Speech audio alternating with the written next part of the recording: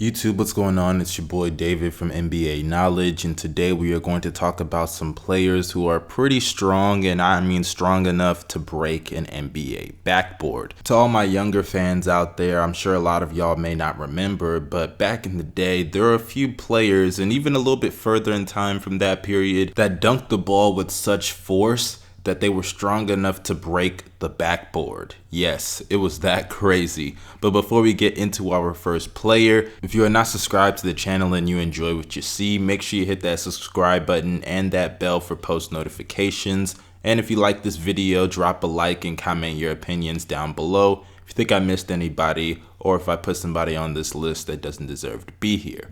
But without further ado, let's talk about our first player, and of course, the one and only Superman himself. We have Shaquille O'Neal. Shaquille O'Neal is easily one of the most dominant forces in the history of not only basketball, but in professional sports.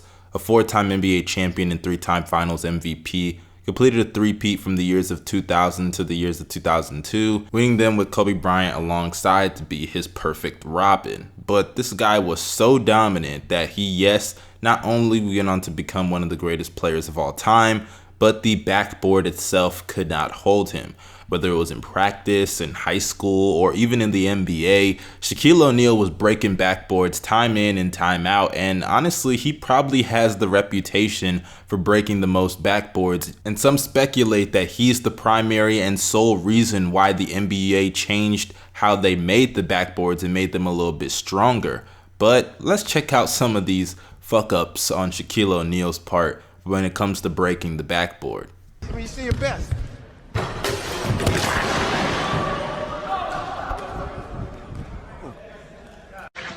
Is that all you got? And then as Scott was starting, Bowie was coming off the bench as O'Neal follows and almost and does bring down the entire backboard. How strong is he? Well, I think this backboard company will attest. O'Neal puts it on the floor and stops, and he brought it down. He brought the whole goal down. Goodness. I'm just glad he wasn't hurt that time. I mean, that thing came straight down. He brought the whole thing down. Oh, it broke off right on the fringe there, on the hinge there. Look at this. Unbelievable. There was a foul on the play too, but that's sort of incidental. Well, the foul was on Dwayne. So Dwight Howard is easily not only one of the greatest centers of all time, but one of the most disrespected players in NBA history. Don't get me wrong, Dwight is not a perfect player. How things ended in Houston and in LA. You could also even point to Charlotte and Atlanta, the fact that a lot of people in the locker room didn't really like him in those places. But it shouldn't deter away from the fact that he was the most dominant player in the NBA that we had seen since Shaq, at least from a physical aspect. And he has had a Hall of Fame worthy career, being an all-star on 8 separate occasions, as well as 8 All-NBA selections, 5 all-defensive teams, and also led the league in rebounding on 5 different occasions, as well as blocks on 2 different occasions as well, and a 3-time Defensive Player of the Year winner that he did in 3 consecutive seasons. It is amazing how great Dwight Howard was, not only offensively, but defensively, as he was the best player in the league on the defensive side of the ball for 3 consecutive years and was the best rim protector in the league during that time period as well. But when it comes down to it, Dwight Howard, yeah, he also is strong enough to be breaking backboards. Now, obviously, he wasn't out there shattering it per se, but there's actually a clip that you can find of Dwight Howard in the middle of a game. I can't remember who he was playing, but he dunked the ball so hard that the camera that's on the shot clock fell. Yes, that whole entire shot clock fell to the floor. I'm going to show y'all this clip and I'll be right back with the next player. LeBron James is on Ray for Alston, and what he's going to do, he's going to roam defensively. Look for him to be the help guy on any penetration. Courtney Lee not able to hit, but Dwight Howard is right there. He just pulled down the shot clock. Just what we need here is a delay. Cleveland hasn't played in 8 full days. The last thing they want is a delay here with Dwight Howard pulling down the basket and the shot clock collapsing from behind. Dwight Howard with a powerful dunk for the first 2 points for the Magic. Here's another look.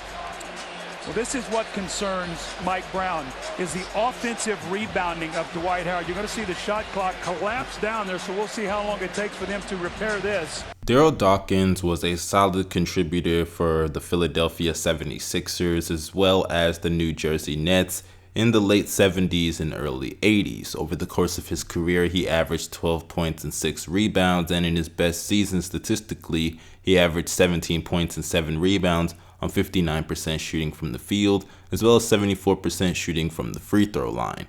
But when it comes down to what people really remember Daryl Dawkins for, it was the backboard, because with all the nicknames that he had, the best nickname that I think he has is Zandokin the Mad Dunker.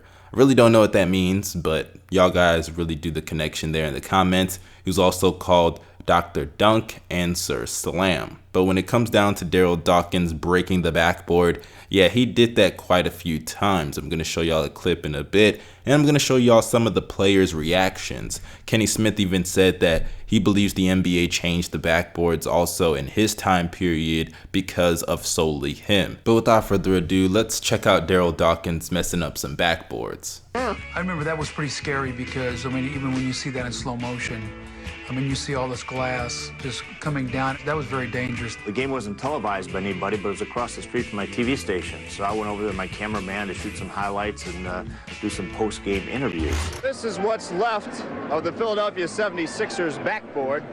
And I know this has to be a disappointment to you and to all the fans. Well, it's uncalled for. You know, it didn't have to happen, but that's Daryl Dawkins. When you look at that bench and you see the one guy jump over the bench like he was coming to the bench like he was like a monster. Like, this guy just broke the backboard. I don't want to go near him. He actually wrote poetry based on shattering backboards and glass flying, Robinzine crying or something. Glass breaking, boom. I think that kind of broke him of that habit. Since he almost broke his back that time. $1,000 every time we do it. I stopped.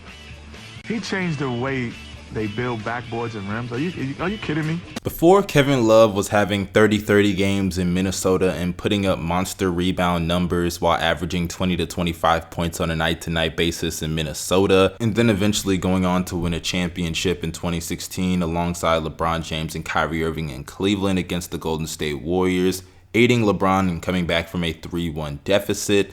Kevin Love actually broke the backboard in high school. Yeah, it's actually crazy. Kevin Love would be probably the last guy I would think of to be breaking backboards in any game, not just in an NBA game or a pickup game, but even in high school. I just would not expect that. But in this clip, he was on a fast break, and I guess he just dunked it so hard that the glass of the backboard just completely shattered. But check out this video and I'll be back. Defending the guard, who's having a tough time handling the ball. So I creep up, steal the ball, go up for the dunk, and boom, there it is, shattered glass. What was going through your mind? Man, I don't even know. I kind of broke the glass and kind of was a little bit stunned. But, you know, after that, I just kind of stood there and I was just like, oh my God, I just broke the glass. This is always something I've always wanted to do. And, you know, it's just really crazy to me. It was kind of a shock at first, but afterwards it just kind of felt great that I put that flush down and, you know, broke the backboard, shattered the glass, and it just felt great. And, you know, people were, you know, kind of bowing down, running up with their phones, taking pictures. So, you know, afterwards I just kind of, you know, took a bow to the crowd and walked off and said, you know, game over, and we got out of there, signed a few autographs. You've probably heard of Chris Morris as one of Michael Jordan's victims, as on a half break, Michael Jordan kind of dunked on him, or at least got the better of him after them getting in a verbal altercation earlier on in that game. As the Nets were playing the Chicago Bulls, Jordan broke away on a steal, and Morris, it looked like he wasn't going to be able to stop him, and obviously he wasn't able to as Jordan completed the dunk. And even the commentators made the comment to say that the fans had got their money's worth seeing Michael Jordan dunk on one of their better players. And that's actually kind of sad.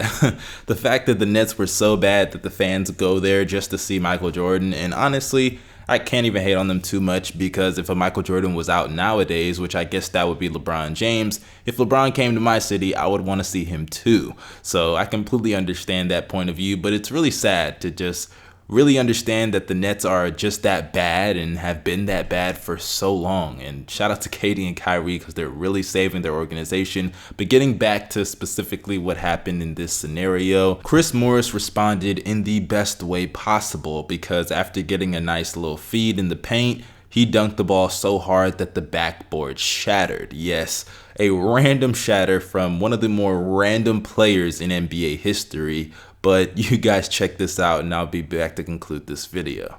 For that today. St. George in trouble, puts up the prayer, batted out of there. Oh, nice play by BJ.